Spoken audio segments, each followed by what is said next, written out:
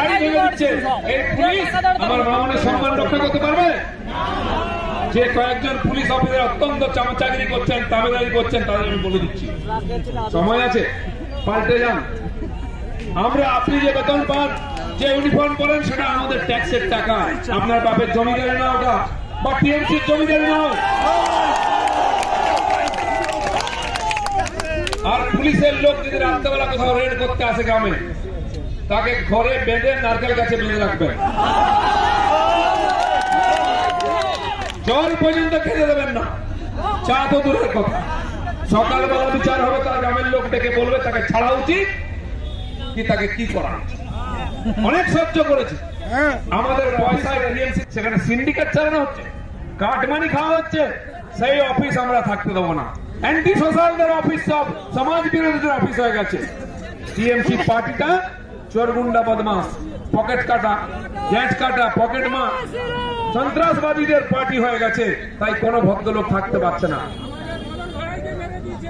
আমাদের মদন ভাইকে মেরেছে, এখানে এরকম বহু যুবককে মেরেছে। বন্ধুগণ, এই কথাগুলো বলি বলে, তাদের অন্যায়ের বিরোধিতা করি বলে আমাদের উপর কেস দিচ্ছে। 28,000 কেস চলছে, লক্ষ লক্ষ কর্মীর উপর কেস, কয়েক হাজার ছেলে জেলে আছে, কয়েক হাজার ছেলে ঘর বাড়ি ছাড়া আছে। রোজ রাত্রে পুলিশ পৌঁছে যায়, আর 127 জন কর্মীকে খুন করেছে, খুন করে গেছে, টাঙিয়ে দিচ্ছে, বলছে সুইসাইড করে। এই যে অত্যাচার, অনাচার, গরিব মানুষের অপরাধ, তাদের টাকা পয়সা ঝেড়ে নেওয়া, এই পাপ এত সহজে যাবে না।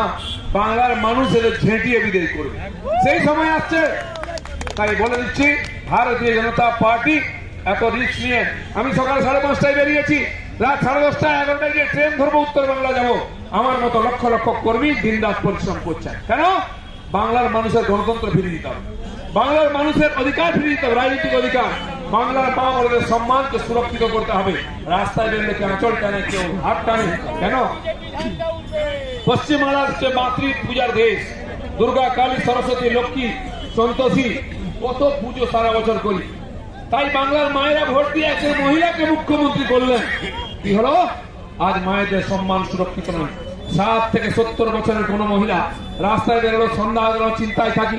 মেয়েটা টিউশন গেলে, স্কুল গেলে চিন্তায় থাকি। কেন চিন্তায় থাকি? এই জন্য কি মমতা ব্যানার্জিকে আমরা মুখ্যমন্ত্রী বানিয়েছিলাম? চিন্তায় থাকবো বলে, টেনশন থাকবো বলে?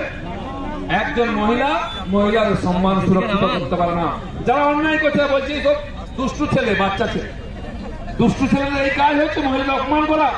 তাই বন্ধুগণ, এর যোগ্য জবাব দিতে, কড়াই গন্ডায় দিতে হবে।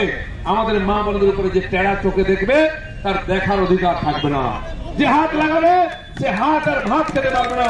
এরকম করুন আপনারা।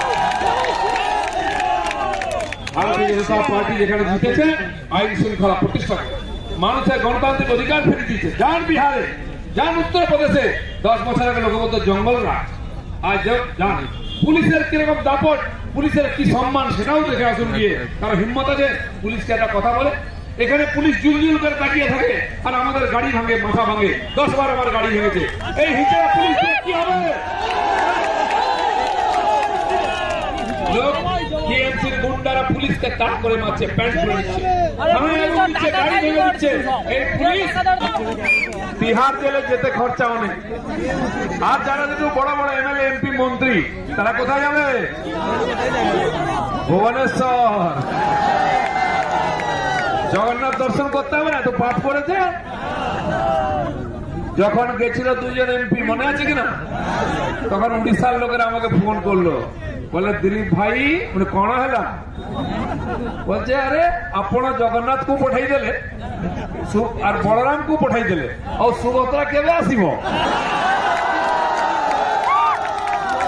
ବୁଝିପାରିଛ ନା? ଆମେ ସୁଭଦ୍ରା ଏବେ ନୁଗା ପିନ୍ଧୁଛି, ଆସିବ।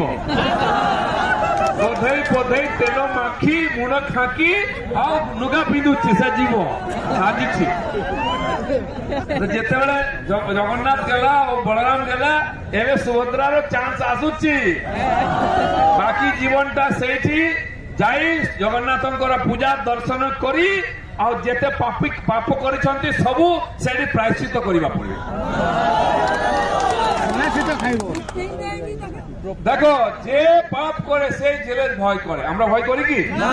আমার নামে 40টা কেস দিয়েছে, দম আছে আমাকে জেলে ঢোকাবে? আছে? একবার ছুঁয়ে দেখো না, এমন ফসকা পড়বে না, বার্ন লাগালেও ঠিক হবে না। বন্ধুগণ, আপনারা এই বিশাল সংখ্যায় এসছেন। আমি পঞ্চায়েত ইলেকশন সময় এসেছিলাম, আগের বিধানসভা ইলেকশন সময় এসেছিলাম, পটাশ করে সভাও করেছিলাম। মানুষ এসেছিলেন, কিন্তু ভয়ে ভয়ে কে ডানে দেখছে বাঁয়ে দেখছে, কোন নেতা দেখে নিচ্ছে না তো। বিজেপির মিটিং এ যাচ্ছে, কি ভয় ছিল কিনা? আজ ভয় আছে? কে ভয় করছে এখন? আমি আসার সময় গাছে দুটো লাল পতাকা দেখলাম, তারা হাতুড়ি। তো ছেলেরা দাঁড়িয়েছিল, জিজ্ঞেস করলাম ভাই এখানে লাল পতাকা? বলে দাদা টিএমসির লোকেরা বেঁধেছে, সিপিএম এর ঝান্ডা মারার লোক নাই। যত সিপিএম এর অফিস ছিল গত ইলেকশনের পর থেকে বন্ধ হয়ে গেছিল, চাবিটা টিএমসি অফিসে ছিল। কোথাও লাল রং মুছে লাল নীল সাদা করে টিএমসি ঝান্ডা লাগানো হয়েছিল, এখন দেখুন সেই অফিসগুলোতে আবার লাল ঝান্ডা লাগানো হচ্ছে। কোথা থেকে এলো? সিপিএম এর লোকেরা সব বিজেপিতে চলে আসছে, বড় বড় নেতারা এসছে, এমএলএ এমপি বানিয়েছি আমরা। তাকে ডেকে বলছে, আরে কি করছো ভাই, অফিসটা খোলো, বসো। বলে চাবি? বলে চাবি তো আমাদের অফিসে আছে, নিয়ে যাও। বলে দাদা বড্ড নোংরা হয়ে গেছে। বলে দুটো লোক পাঠিয়ে দিচ্ছে, ঝাড়ু মেরে দেবে। তো টিএমসির লোক গিয়ে সিপিএম এর হচ্ছে ঝাড়ু মারছে, নেতা দিয়ে দিচ্ছে, পরিষ্কার করে দিচ্ছে, গোবরও দিয়ে দিচ্ছে। আর বলছে আজকাল লোক আসতে চায় না, সময় নেই। আর পুলিশের লোক যদি রাত্রেবেলা কোথাও রেড করতে আসে গ্রামে, তাকে ঘরে বেঁধে নারকেল গাছে বেঁধে রাখবেন, জল পর্যন্ত খেতে দেবেন না, চা তো দূরের কথা। সকালবেলা বিচার হবে, তার গ্রামের লোক ডেকে বলবে তাকে ছাড়া উচিত কি তাকে কি করা উচিত। অনেক সহ্য করেছে, আমাদের পয়সায় টিএমসি ক্যাডারের মতো কাজ করছে। আপনি কল্পনা করতে পারেন, একজন এমপি, একজন এসপি, একজন ডিএম বীরভূমের পার্টি অফিসে ওখানকার জেলা প্রেসিডেন্টের সামনে চেয়ারে বসে আছে। তাহলে আইএস আইপিএস এর কি হলো? মজুরের কাজ করতে পারে, গরু চড়াতে পারতে, ধান চাষ করতে পারতে। আমার সম্মান ওই চোরগুলোর কাছে মাথা মতো করতে হয় না, যারা পাথর খাদানের টাকা লুট করে, যারা বালু খাদানের টাকা লুট করে, যারা কয়লা খাদানের টাকা লুট করে, গরিব মানুষের হলমার্ক সোনার গয়না, রূপার গয়না, সার্টিফাইড গ্রহরত্ন ও শোপিস দ্বারা সুসজ্জিত শোরুম, দুর্গাচক, বাসন্তী ভবন, দুর্গা মন্দিরের পাশে।